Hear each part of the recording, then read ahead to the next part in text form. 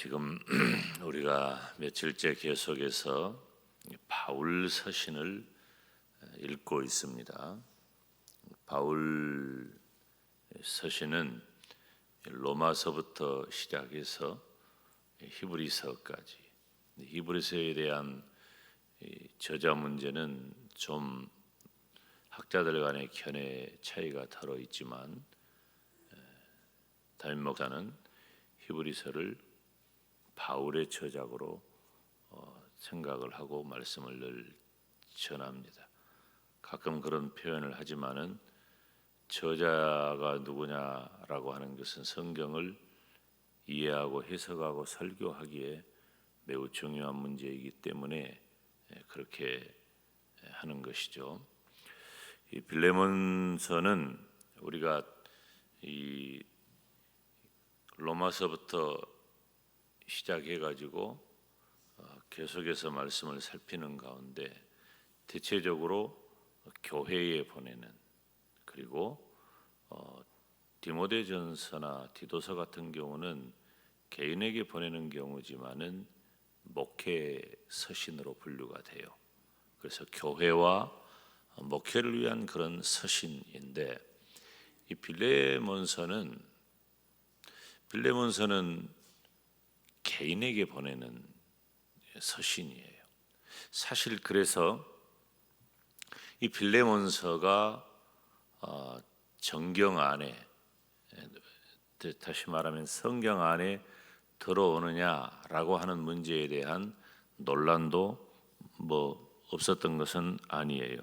그렇지만은 이 빌레몬서가 성경 안에, 우리 기독교의 정경 안에 이렇게 있는 것에 대해서는 지금은 이론이 없습니다. 개인적인 서신이라 할지라도. 특별히 이 빌레몬서를 기록한 바울의 의도 가운데 하나가 뭐냐면, 이 오네시모라고 하는 사람이 있어요. 오네시모가 빌레몬의 노예였습니다. 빌레몬의 노예였는데, 이 노예 오네시모가 도망친 거예요. 있을 수 없는 일이죠. 도망친 노예는 어떻게 했어요? 죽였어요. 그리고 이제 주인이 용납하지 않으면 그 생명은 끝난 거예요. 그런데 바울이 오네시모를 만난 거예요. 바울이 오네시모를 만나면 어떻게 될까요? 복음을 전했겠지. 도망친 종 오네시모를 만났는데 그에게 복음을 전했고, 복음을 전했는데 오네시모가 성도가 된 거예요. 그리고 자초지종을 알게 된 거지. 그러니까 이거 큰일 났구나. 여러분, 지금부터 2000년 전이에요. 그래서 이 로마에서 만난 오네시모가 성도가 되었기 때문에 그의 자초지종을 들어보니 빌레몬 또한 어떤 사람인가? 믿음의 사람입니다. 그래서 그 오네시모를 좀 용납해 달라 하는 그런 서신을 보낸 거예요. 빌레몬서입니다. 자, 그러면 이 바울이 빌레몬에게 보낸 글에서 빌레몬이 어떤 사람인가를 알 수 있는 장면이 우리가 함께 읽은 내용입니다. 내가 항상 내 하나님께 감사하고 기도할 때에 너를 말한다. 어떤 말을 하느냐? 주 예수와 모든 성도에 대한 내 사랑과 믿음이 있다. 바울이 좀 아쉬운 얘기를 해야 되니까 좀 좋은 얘기를 해야 될 필요도 있겠죠.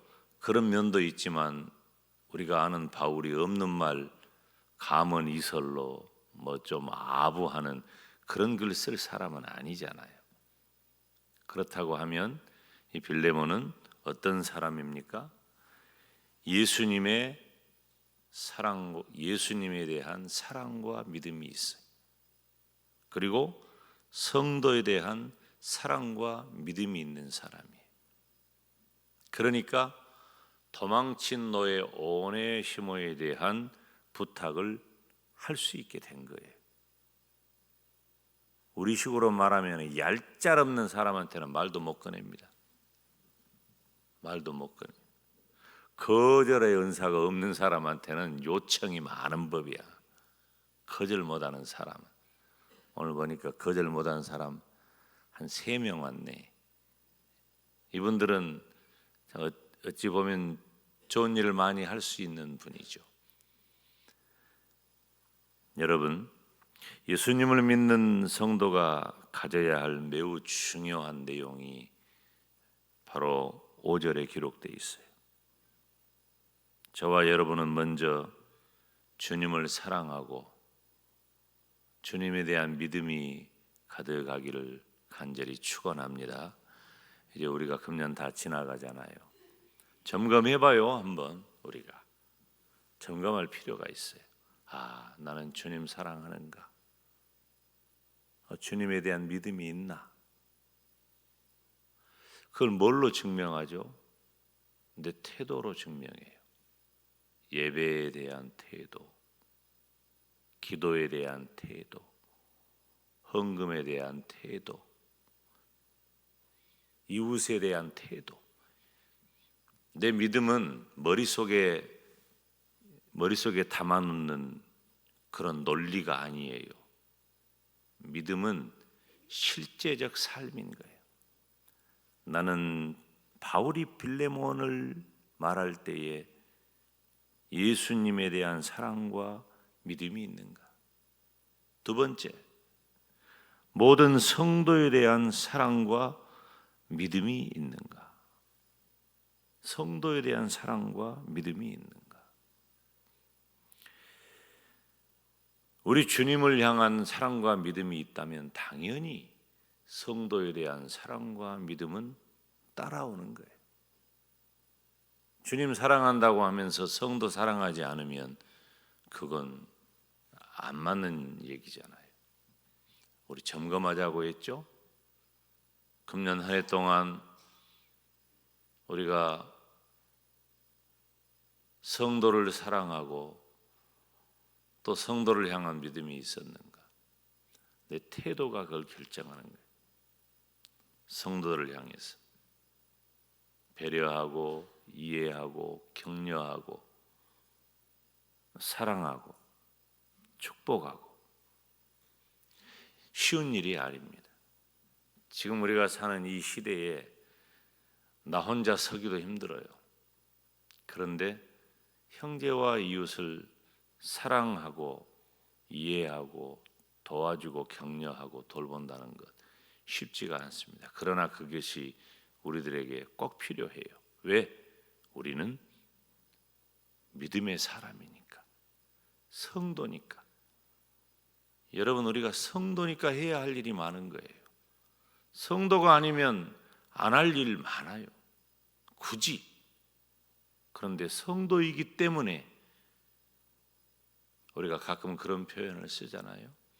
성도이기 때문에 거룩한 부담감이 있는 거예요.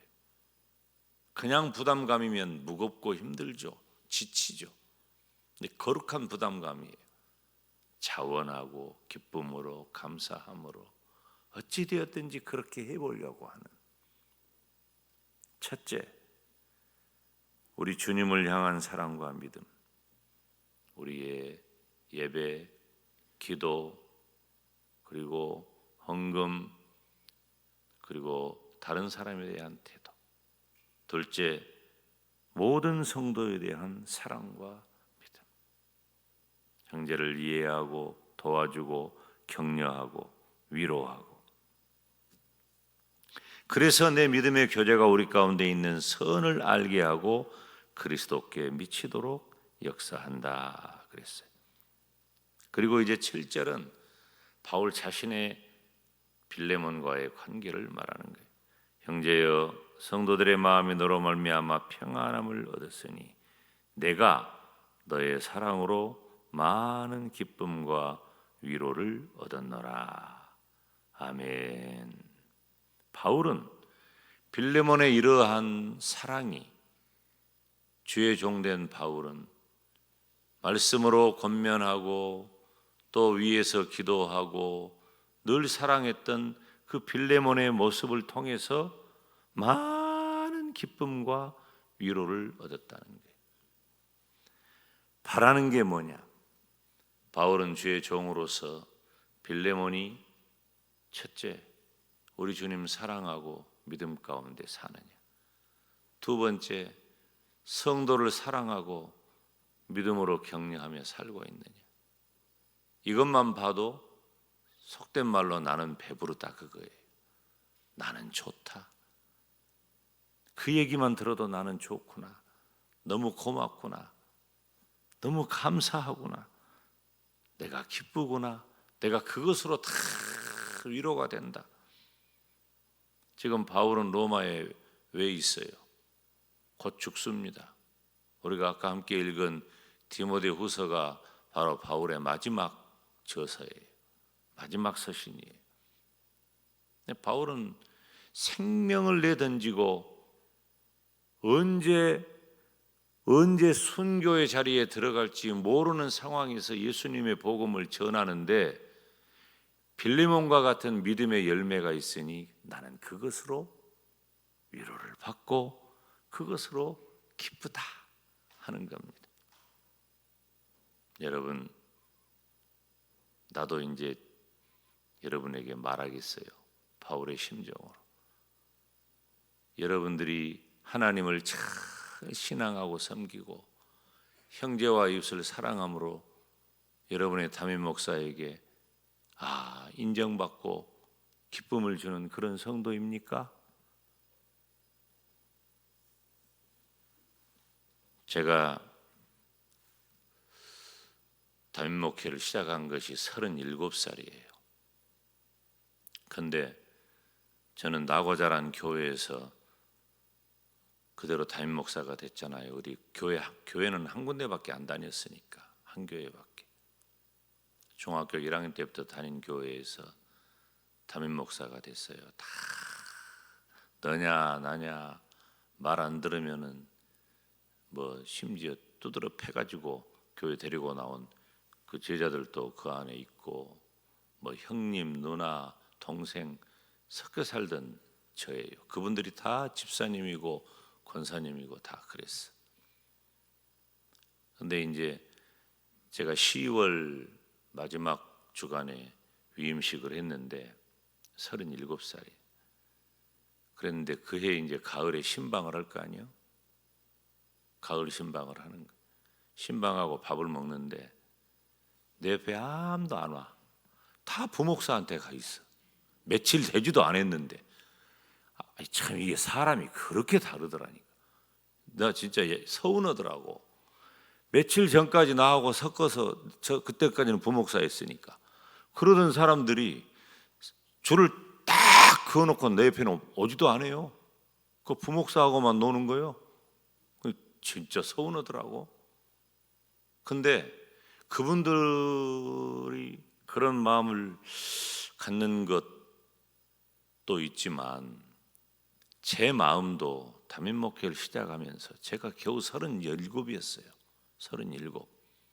그리고 다 어떻게 그 안에는 저 야단치고 저를 길러준 장로님도 있고요.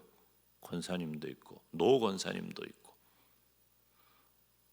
근데 37, 38밖에 안 된 김용대 목사가 태도가 달라지는 거예요. 생각이, 책임감이, 마음이 더 연민이 커지고 애가 타고 마음이 제가 나중에 보니까 시간이 좀 지나면서 보니까 그것이 그 아버지의 마음이더라고요. 야, 이건 놀랍다. 나이가 37, 38이었을 텐데 제가 시간이 지나놓고 생각한 거예요.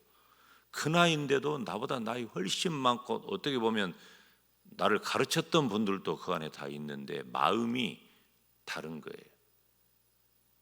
그리고 저를 지배하는 게 있었어요. 장로님이 좋으면 나도 좋다. 권사님이 좋으면 나도 좋다. 집사님이 좋으면 나도 좋다. 잘 되기를 바라고 성숙하기를 바라고 그런 마음이 저를 지배하는 거예요. 이것은 지금까지 계속되어 오는 제 목회적인 제 마음이에요. 여러분이 저 밥 안 사줘도 괜찮고 용돈 안 줘도 되는데 이건 해주세요. 우리 주님 사랑하고 믿음 가운데 사십시오. 그리고 성도를 사랑하고 서로 사랑하고 위로하고 격려하십시오. 부모 앞에서 자식이 싸우는 것 아니에요.